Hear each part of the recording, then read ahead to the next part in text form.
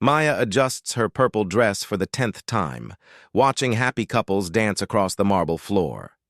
The grand ballroom sparkles with crystal chandeliers and golden decorations. Her cousin Sarah's wedding is everything dreams are made of, but Maya feels like she's watching it through glass.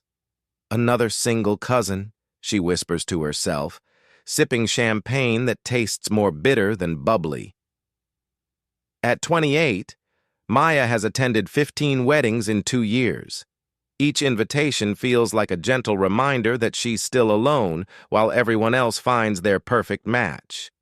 The bride glows in white silk as she dances with her new husband.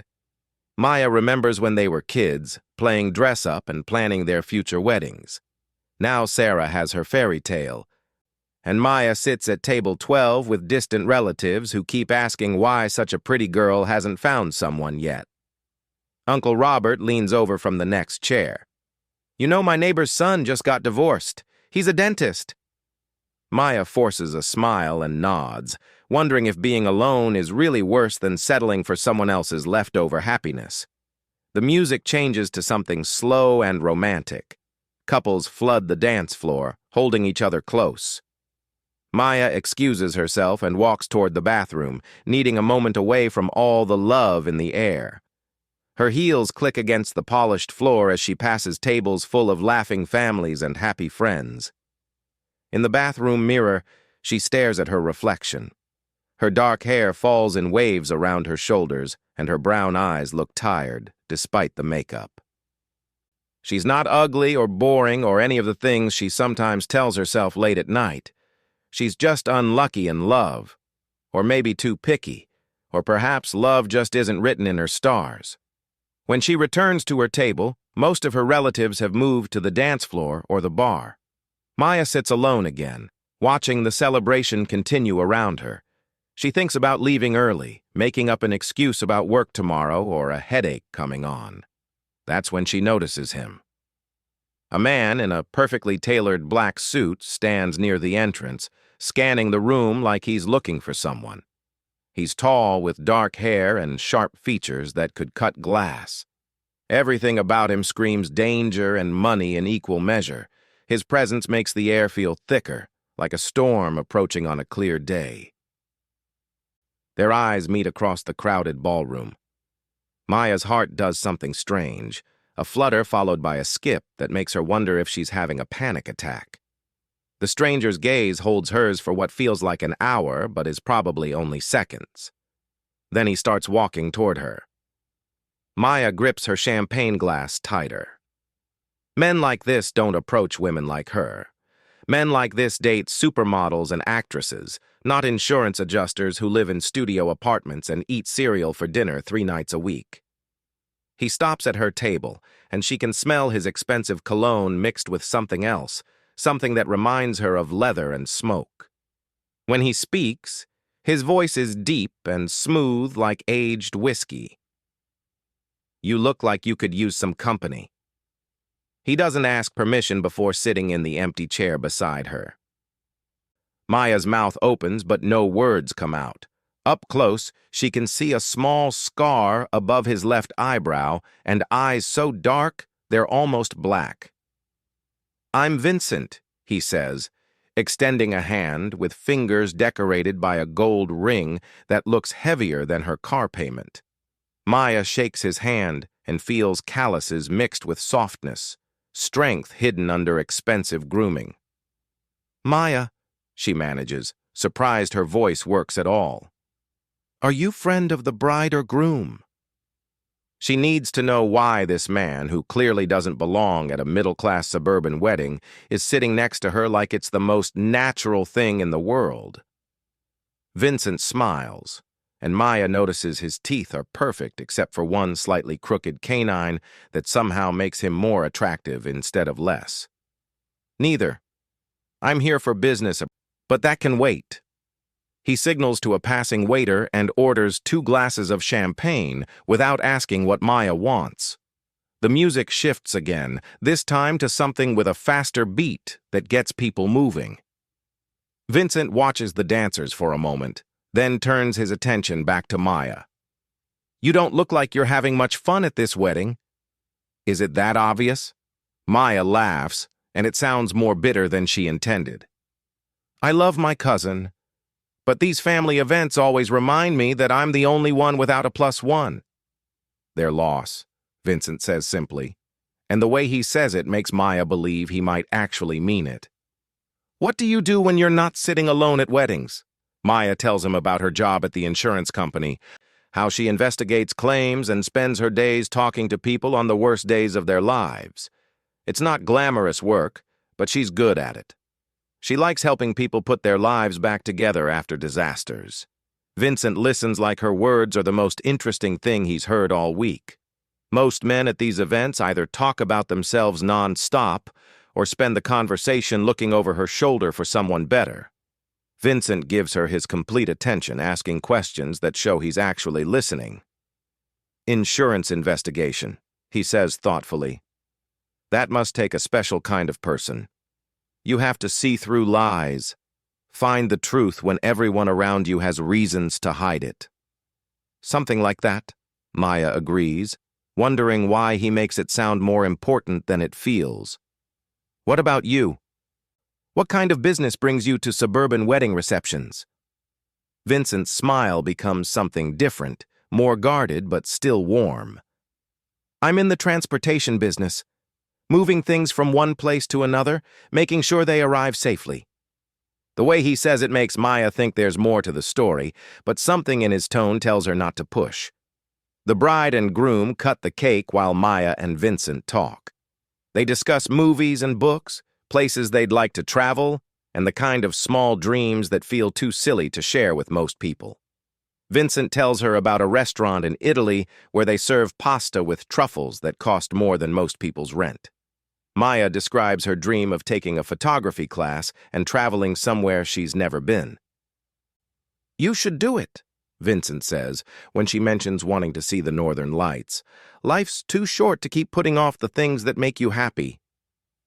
Easy to say when you probably have the money to go anywhere you want, Maya replies, then immediately wishes she could take it back. She doesn't mean to sound jealous or bitter. Vincent doesn't seem offended. Money helps, but it doesn't solve everything. Some things can't be bought. He looks at her in a way that makes her skin feel warm. The most valuable things usually can't. The evening continues around them while they talk. Relatives dance and laugh and take pictures they'll treasure forever. Children run between tables while grandparents tell old stories. Maya feels like she's in a bubble with Vincent, separate from everything else happening in the room. Can I ask you something? Maya says during a lull in conversation. You don't really seem like the wedding type. Why are you really here? Vincent considers her question for a long moment. Let's just say I had to be in the neighborhood for work, and I saw all these happy people celebrating. It looked like something I'd forgotten existed. He pauses, watching a flower girl chase soap bubbles across the dance floor. I don't get invited to many celebrations. There's something sad in his voice that makes Maya want to ask more questions, but the band starts playing something slow and romantic. Vincent stands and extends his hand. Dance with me, he says. It's not really a question. Maya looks at his outstretched hand and feels her heart do that strange flutter again. I should probably warn you that I'm not a very good dancer. Neither am I, Vincent lies smoothly. We'll figure it out together.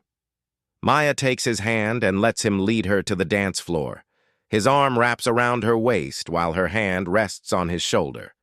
They move together slowly, and Maya discovers that Vincent is definitely lying about not being a good dancer. He guides her across the floor like he's done this 1,000 times before. Better, Vincent murmurs near her ear, and Maya shivers at the warmth of his breath against her skin. You're better than you think. They dance through 2 songs while Maya tries not to think about how perfectly she fits against him or how safe she feels in his arms. Vincent smells like expensive soap and something dangerous that she can't identify. When she looks up at him, his dark eyes are watching her face like he's memorizing every detail. The music ends too soon. They stand together for a moment, neither wanting to break the spell. Then Vincent steps back, and Maya immediately misses the warmth of his arms around her. "I should go," Vincent says, though he doesn't move toward the exit. "But I don't want to."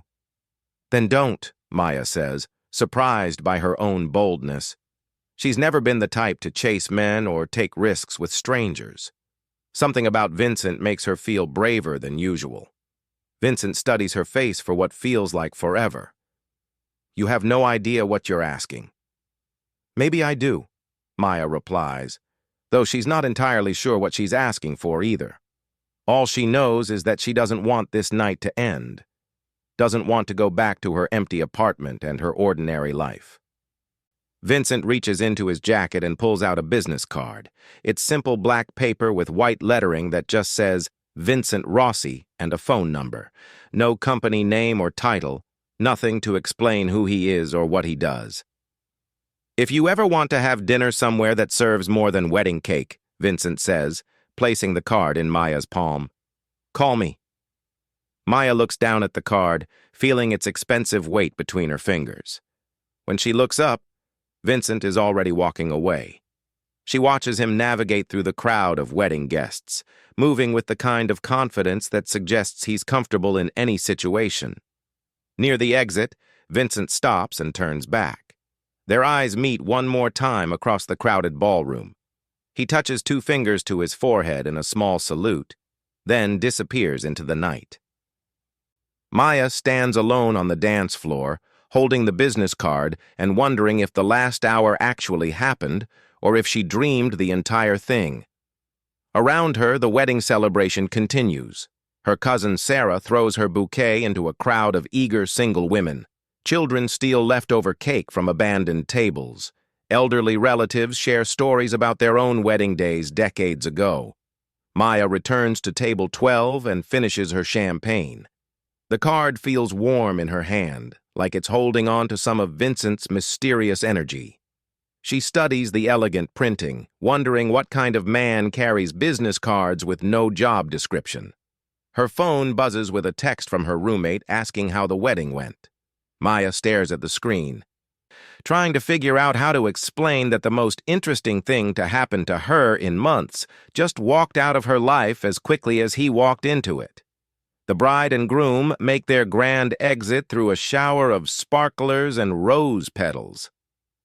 Maya watches them climb into a white limousine that will take them to their honeymoon suite.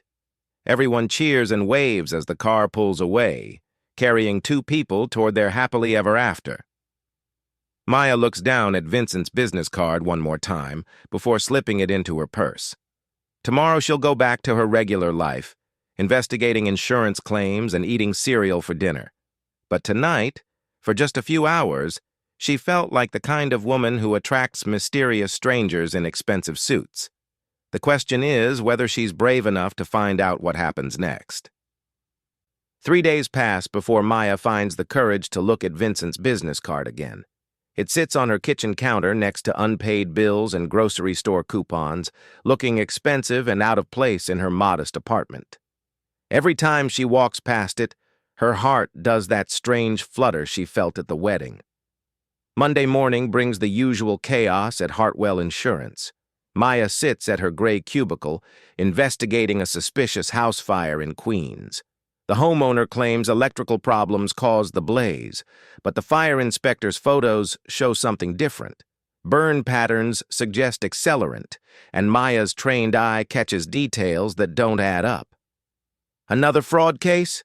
asks Jennifer, the co-worker who sits in the next cubicle. They've worked together for 4 years, sharing coffee and complaints about difficult clients. "Looks like it," Maya replies, studying photos of charred furniture and melted electronics. "This guy torched his own house for the insurance money. Problem is proving it." Jennifer peers over Maya's shoulder at the computer screen. "That's why they pay you the big bucks to catch the liars." Maya laughs because her salary is anything but big bucks. Still, she takes pride in her work. Insurance fraud costs everyone money, and Maya has a talent for spotting the truth hiding behind elaborate lies. Today's case involves a restaurant owner with gambling debts and a house fire that happened exactly 2 days after he increased his coverage. At lunch, Maya eats a sandwich at her desk while researching the homeowner's background. Public records show 3 previous insurance claims in 5 years, all suspicious but never proven fraudulent. Credit reports reveal massive debt and a recent bankruptcy filing. Everything points to a man desperate enough to burn his own home. The afternoon flies by in phone calls and paperwork. Maya contacts the fire inspector, interviews neighbors, and builds a case that will save her company $50,000. It's satisfying work, puzzle pieces clicking together to reveal the bigger picture. By 6 o'clock, most of her co-workers have gone home to families and dinner plans. Maya stays late to finish her report. The office quiet except for the hum of fluorescent lights and distant traffic.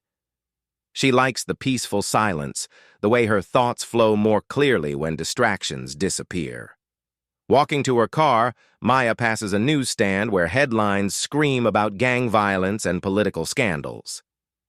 She buys a diet soda and notices the vendor watching her with nervous eyes. The neighborhood around her office building has gotten rougher lately, but Maya knows how to keep her head down and avoid trouble. At home, she heats leftover Chinese food and settles on her couch with a mystery novel. The main character is a female detective who always catches the bad guy and never eats alone on Tuesday nights. Maya envies fictional characters sometimes, the way their lives follow neat plots with satisfying endings. Vincent's business card seems to glow from the kitchen counter. Maya tries to ignore it, but her eyes keep drifting toward the simple black rectangle. She wonders what he's doing right now, whether he thinks about their conversation at the wedding, or if she was just another brief encounter he's already forgotten. Wednesday brings a new case, this time involving a stolen car that the owner claims was taken from his driveway. Security footage from a neighbor's house tells a different story. Maya watches the owner stage the theft himself, carefully placing his keys in the ignition before walking away and returning an hour later to report the crime. People think they're so clever, Maya mutters, printing screenshots that will destroy the man's false claim. They never realize someone's always watching. Her phone rings during lunch break. The caller ID shows her mother's number, and Maya braces herself for the usual questions about her love life and career prospects. "Sweetie, I was just talking to Mrs. Henderson about her nephew, the lawyer," her mother begins without preamble. "He's single and makes excellent money. I could give him your number." "Mom, please don't set me up with Mrs. Henderson's nephew," Maya says, walking to the break room for privacy. "I can find my own dates." "When was the last time you went on a date?" her mother asks. Maya can picture her in the kitchen, probably folding laundry while planning her daughter's romantic future. Maya thinks about Vincent and their dance at the wedding. Does one dance with a stranger count as a date? "I'm working on it," she says vaguely. "You're almost 30, Maya. You can't wait forever for Prince Charming to knock on your door." After hanging up, Maya stares at her reflection in the break room mirror. Her mother isn't wrong about waiting for Prince Charming, but Maya has seen too many rushed marriages end in divorce. She'd rather be alone than settle for someone who makes her feel more alone than being actually alone. Thursday evening, Maya meets her friend Rachel for drinks at their usual bar near Maya's apartment. Rachel works in marketing and always has dramatic stories about office politics and dating disasters. Tonight, she's complaining about her latest relationship casualty. "He seemed normal until the 3rd date," Rachel says, stirring her cosmopolitan with unnecessary violence. "Then he starts talking about his ex-wife and how she ruined men for him. Who says that to someone they barely know?" Maya nods sympathetically while nursing a glass of wine. The bar is crowded with young professionals trying to forget their workday stress. Everyone looks tired and slightly desperate, like they're all searching for something they can't name. "What about you?" Rachel asks. "Any romantic prospects? Please tell me you've moved on from that disaster with Kevin." Kevin was Maya's last serious boyfriend. a nice accountant who wanted to split everything 50-50, including emotional labor. They dated for 8 months before Maya realized she felt more alive watching paint dry than listening to Kevin explain tax regulations. Actually, I met someone interesting at Sarah's wedding, Maya admits, surprising herself. She hasn't told anyone about Vincent, partly because she doesn't know how to explain him. Rachel perks up immediately. Spill everything. Was he cute, single, employed? Maya describes Vincent without mentioning the mysterious business card or the feeling that he was hiding something important. She tells Rachel about their conversation and the dance, how he made her feel like the most interesting woman in the room. Sounds promising, Rachel says. Are you seeing him again? I don't know, Maya admits. He gave me his number, but I haven't called. Why not? What are you waiting for? Maya doesn't have a good answer. Fear, maybe, or the suspicion that Vincent exists in a world she doesn't understand. Men who wear expensive suits and carry mysterious business cards don't usually date insurance investigators from Queens. Friday morning brings another case, this time involving a jewelry store robbery that looks suspiciously staged. Maya reviews security footage, noting how the masked thieves seem to know exactly where the most valuable pieces were kept. The store owner filed for bankruptcy 6 months ago, and his insurance claim lists items worth twice their actual retail value. Maya's phone buzzes with a text from an unknown number. Thinking about our dance. Hope you're well, V. Maya's hands shake slightly as she reads the message. Vincent somehow got her number, which means he went to some effort to find her after the wedding. She stares at the screen, trying to decide how to respond. Her co-worker Jennifer notices her distraction. Good news or bad news? I'm not sure yet, Maya replies honestly. Maya types and deletes several responses before settling on something simple. Hello, Vincent. Thank you for the lovely evening. His response comes within minutes. Have dinner with me tomorrow night. I'll pick you up at 7. No question mark.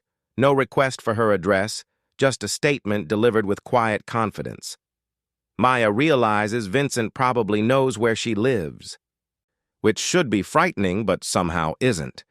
Instead, she feels excited for the first time in months. She texts back her address and spends the rest of the workday wondering what she's gotten herself into. Saturday afternoon finds Maya standing in her bedroom, surrounded by rejected outfits. Her wardrobe consists mainly of professional clothes suitable for interviewing insurance claimants, not mysterious dinner dates with men who might or might not be dangerous. She settles on a black dress that's elegant but not too formal, paired with heels that make her legs look longer. Maya applies makeup with unusual care, trying to recreate the confident woman Vincent met at the wedding. At exactly 7 o'clock, a black sedan pulls up outside her apartment building. Maya watches from her window as Vincent emerges from the passenger seat. He's wearing another perfectly tailored suit, this one charcoal gray that makes his dark hair look almost black. Maya's doorbell rings, and she takes a deep breath before answering. Vincent stands in her hallway, looking impossibly handsome and slightly dangerous. He's holding a single white rose that he presents with a small bow.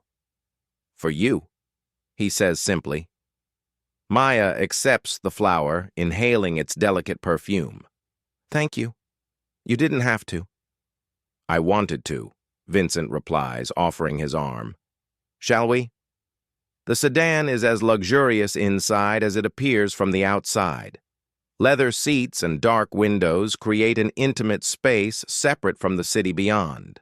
The driver, a large man with careful eyes, doesn't speak during the ride downtown. Where are we going? Maya asks as familiar neighborhoods slide past the windows. Somewhere special, Vincent says. I hope you like Italian food. The restaurant is small and elegant, tucked away on a side street Maya has never noticed before. No sign marks the entrance, just a heavy wooden door watched by a man in an expensive suit.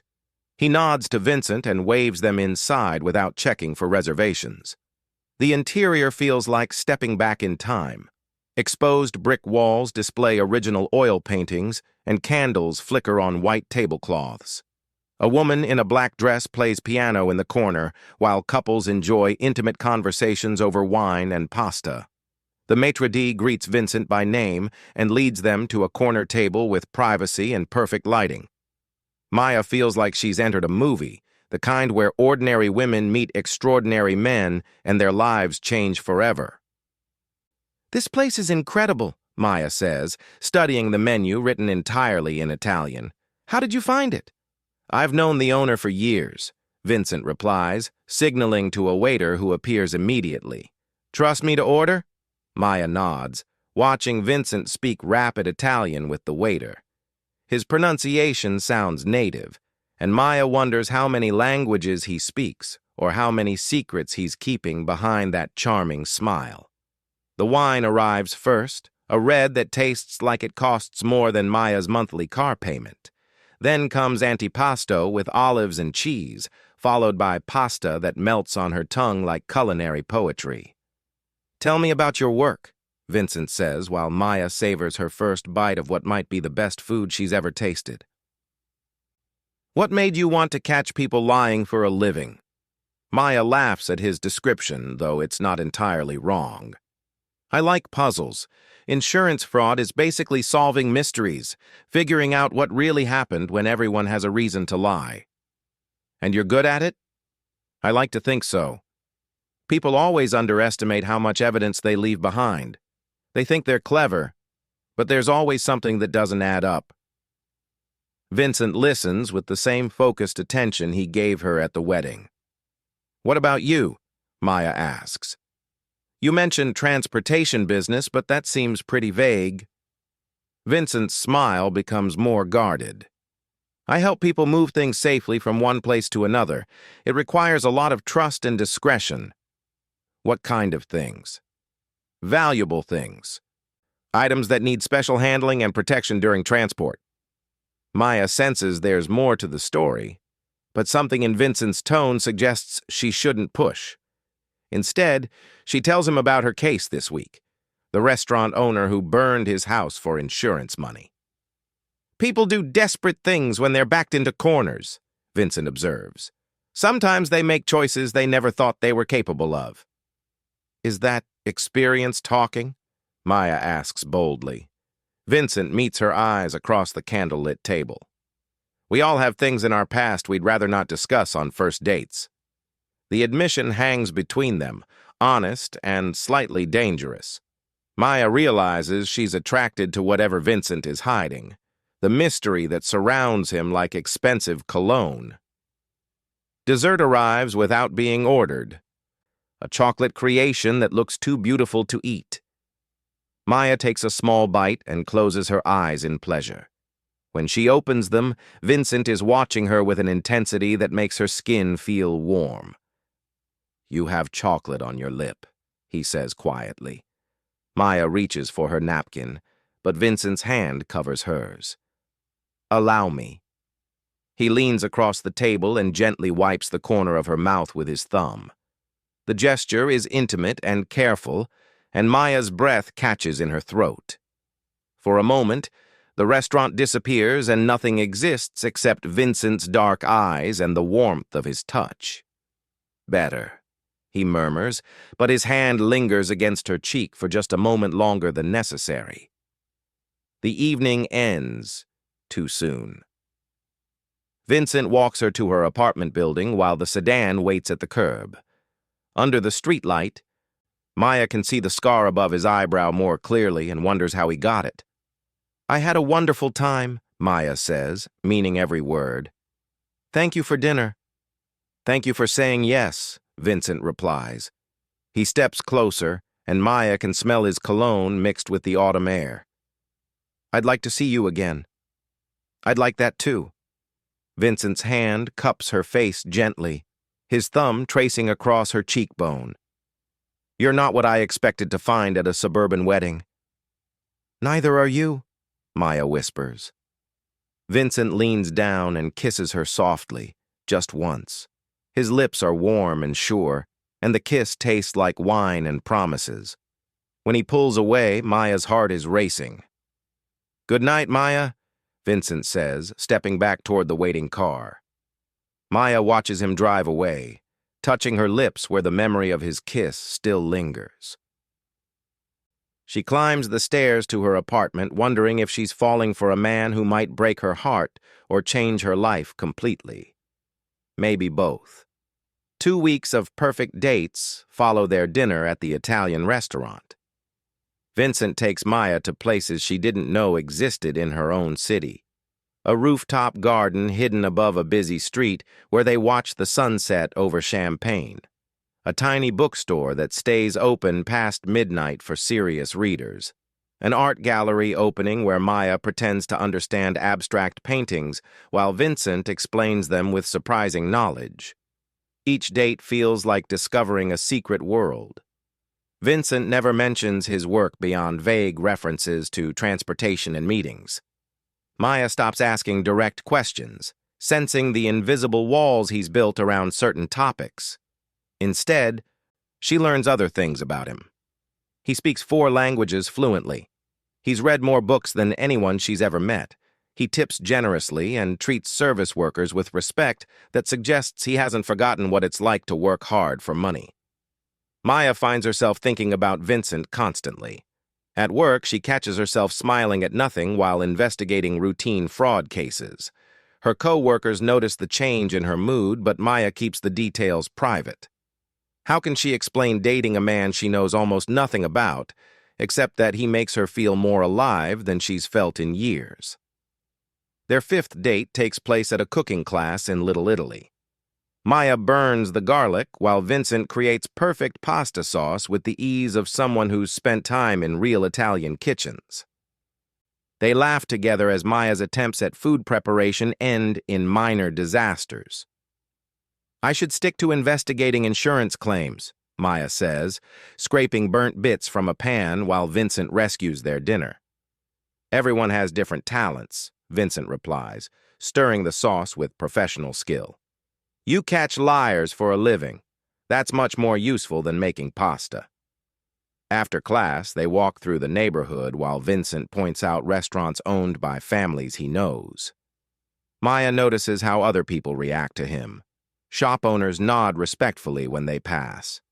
A group of well-dressed men sitting outside a cafe stand up slightly when Vincent walks by. Everyone seems to know who he is, though no one approaches them directly. "You're popular around here?" Maya observes. Vincent shrugs. "I've lived in this neighborhood for a long time. People know me." That night, Vincent kisses Maya goodnight outside her apartment with more passion than before. His hands tangle in her hair as her arms wrap around his neck. Maya feels herself melting against him, every rational thought dissolving into pure sensation. "Come upstairs," she whispers against his lips, surprising herself with her boldness. Vincent pulls back to look at her face, his dark eyes searching. "Are you sure?" Maya nods, taking his hand and leading him toward her building. In her apartment, they make love slowly and carefully, Vincent treating her like something precious and fragile. Afterward, Maya lies against his chest, listening to his heartbeat while he traces patterns on her bare shoulder. "Stay," she murmurs when Vincent starts to get dressed. "I have early meetings," Vincent says, but he sits on the edge of the bed to pull on his shoes. "I'll call you tomorrow." Maya watches him leave, feeling empty in ways that have nothing to do with physical absence. Something about the careful way Vincent maintains distance even in moments of intimacy makes her wonder what he's protecting her from. The next morning brings a case that changes everything. Maya arrives at work to find her supervisor waiting with a thick file and a serious expression. Detective Martinez from the NYPD sits beside him, wearing the tired look of a cop who's seen too much. "We need your help with something big," her supervisor explains. "Insurance fraud connected to organized crime. Detective Martinez will fill you in." Maya settles into a conference room chair while Martinez spreads photos across the table. Images of burned buildings, stolen cars, and damaged businesses create a map of systematic fraud across the city. Someone's been running insurance scams for the past 2 years, Martinez explains. Always small amounts, never enough to trigger major investigations. But when you add it all up, we're talking millions of dollars. Maya studies the photos, her trained eye immediately spotting patterns. Same accelerant used in all the fires. Similar staging in the theft cases. This is definitely organized, not random.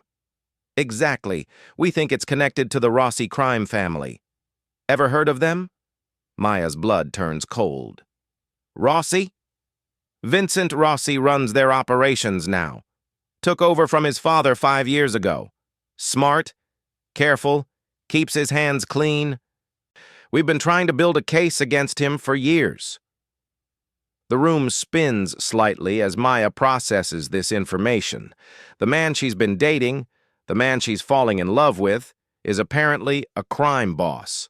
Vincent Rossi, who speaks perfect Italian and knows restaurant owners throughout Little Italy because they probably pay him protection money. You okay? Martinez asks, noticing Maya's pale complexion. Fine, Maya manages. Just trying to process all this information. Martinez continues explaining the case while Maya's mind races. Every date with Vincent takes on new meaning. The expensive restaurants where he's treated like royalty, the way people react to him on the street. His vague explanations about transportation business suddenly make terrible sense. We need someone to investigate these insurance claims properly, Martinez says. Find the evidence we need to prove the connection to organized crime. Your reputation for catching fraud makes you perfect for this. Maya nods automatically while her heart pounds. I'll start reviewing the files this afternoon. After Martinez leaves, Maya sits alone in the conference room staring at photos of crime scenes. Her phone buzzes with a text from Vincent. Missing you already. Dinner tonight? Maya stares at the message, remembering how his hands felt on her skin just hours ago. She's falling in love with a man who might be responsible for the crimes spread across the table in front of her. That afternoon, Maya dives into the insurance files with professional focus and personal desperation. She needs to know the truth about Vincent, whether the man she's been dating is really the criminal the police think he is. The evidence is convincing but not conclusive. All the fraudulent claims can be traced to businesses in neighborhoods where the Rossi family has influence.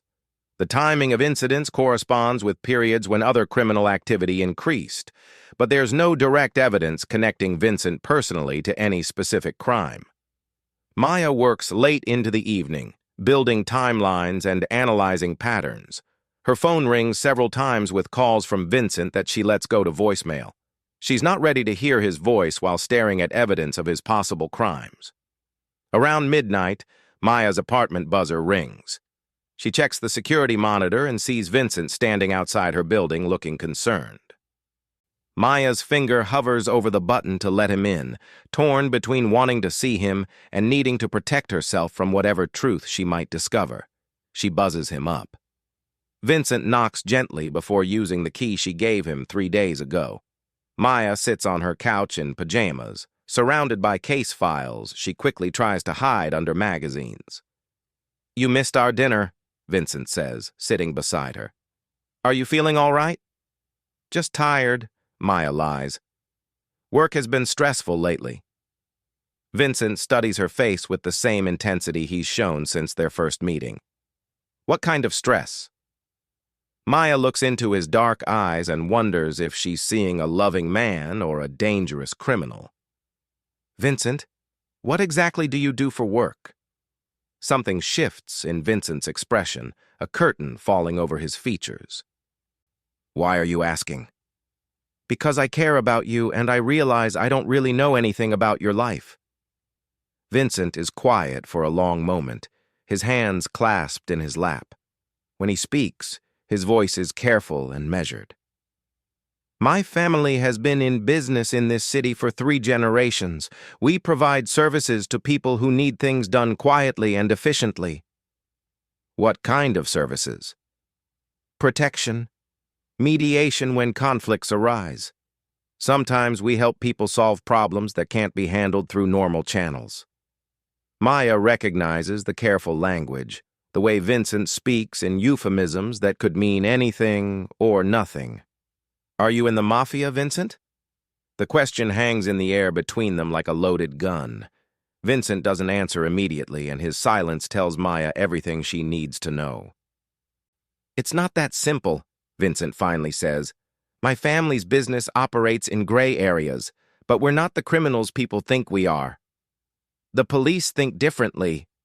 Vincent's eyes narrow. You've been talking to police? Maya realizes she's revealed too much, but it's too late to take it back. They came to my office about insurance fraud connected to your family. Vincent stands up slowly, and for the first time since Maya met him, she feels afraid. Not physically afraid, but terrified of losing someone who's become important to her. What did you tell them? Vincent asks. Nothing, Maya says honestly. I haven't told them anything because I don't know anything. Vincent walks to her window, looking out at the street below. Maya, there are things about my life that I can't change. Things that happened before I met you. But you could change them now. You could walk away from whatever your family does. Vincent turns back to her, and Maya sees genuine sadness in his expression. It doesn't work that way. Once you're in, there's no walking away.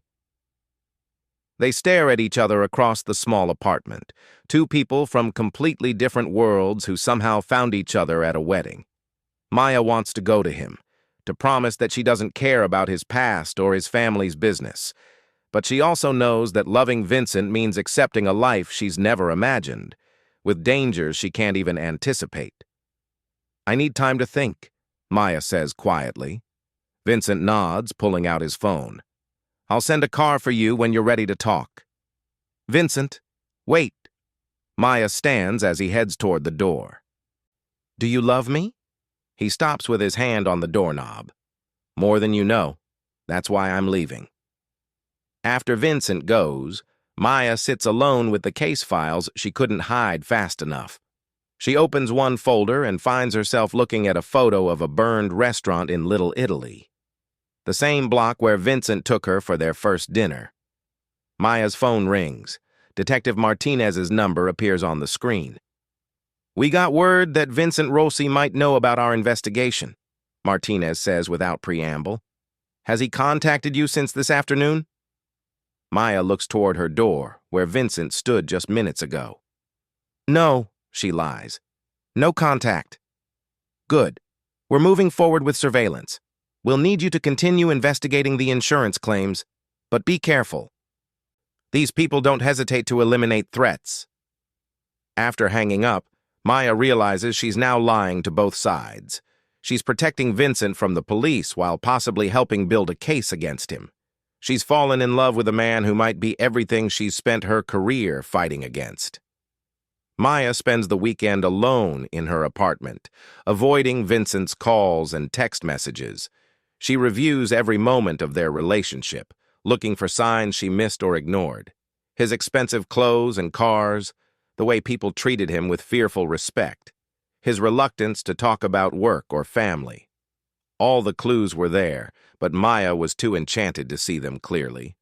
Monday morning brings a call from Vincent that Maya finally answers. We need to talk, he says without greeting. I know. Meet me at the park near your apartment, 1 hour. Maya finds Vincent sitting on a bench overlooking the East River. He's wearing jeans and a simple sweater instead of his usual expensive suits, and the casual clothes make him look younger and more vulnerable. I've been thinking about what you said, Vincent begins as Maya sits beside him. About walking away from my family's business.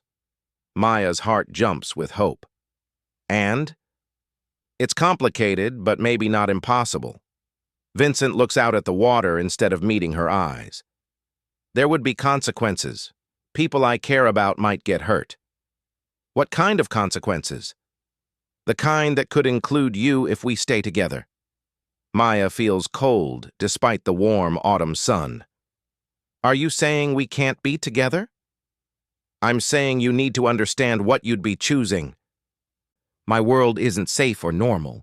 People who associate with my family become targets. Maya thinks about Detective Martinez and the surveillance he mentioned. She's already a target, caught between loving Vincent and helping build a case against him. What if I told you I don't care? Maya says. What if I said I'd rather be with you and scared than without you and safe? Vincent finally looks at her, and Maya sees the same vulnerability she felt the night he first asked her to dance. Then I'd say you're crazy, but I'd also say I love you too much to make that decision for you. They sit in silence while joggers and dog walkers enjoy the morning. Maya watches a couple with matching coffee cups and synchronized steps, probably discussing ordinary things like grocery lists and weekend plans. She envies their simple, uncomplicated love. I have to tell you something, Maya says. The police asked me to help investigate your family's business. Insurance fraud cases. Vincent doesn't seem surprised. I figured as much when you started asking questions. I haven't given them anything specific about you personally. But you could. Yes, Maya admits. I could. Vincent stands up and extends his hand. Come on. I want to show you something. They walk through Little Italy while Vincent points out businesses his family has helped over the years. A restaurant that was facing bankruptcy until Vincent's father provided a loan. A shop that avoided eviction when Vincent negotiated with an unreasonable landlord. An elderly couple whose medical bills were paid anonymously after their son was injured. We're not just criminals, Vincent explains. We're part of a community. Sometimes that means bending rules or working outside the system, but it also means taking care of people who have nowhere else to turn. Maya sees the neighborhood differently through Vincent's eyes.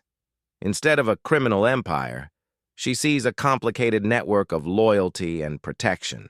It's not legal or entirely moral, but it's not the black and white evil she expected either. That evening, Vincent takes Maya to dinner at a small family restaurant where the owner greets him like a beloved son. During the meal, Maya watches Vincent interact with other customers and staff. Children climb on his lap. Elderly patrons stop to shake his hand. A young waitress mentions that her brother was able to avoid jail time thanks to Vincent's intervention. You're like an unofficial mayor, Maya observes as they share dessert. My father taught me that power comes with responsibility, Vincent says. If people trust you to handle their problems, you better make sure you handle them right. After dinner, they walk slowly back to Maya's apartment. The decision ahead of her feels enormous and irreversible. Choose Vincent and accept a life outside the law. Choose safety and lose the man she loves. I need to ask you something, Maya says as they reach her building. The insurance fraud cases the police are investigating. Are you involved? Vincent stops walking. Honestly? Honestly. My family provides protection to businesses that purchase insurance through certain brokers. Sometimes those businesses file claims that might not be completely accurate. You mean fraudulent? I mean complicated. When someone's desperate and facing bankruptcy, the line between necessity and fraud can get blurry. Maya processes this admission. Vincent isn't denying involvement, but he's not confessing to deliberate crime either.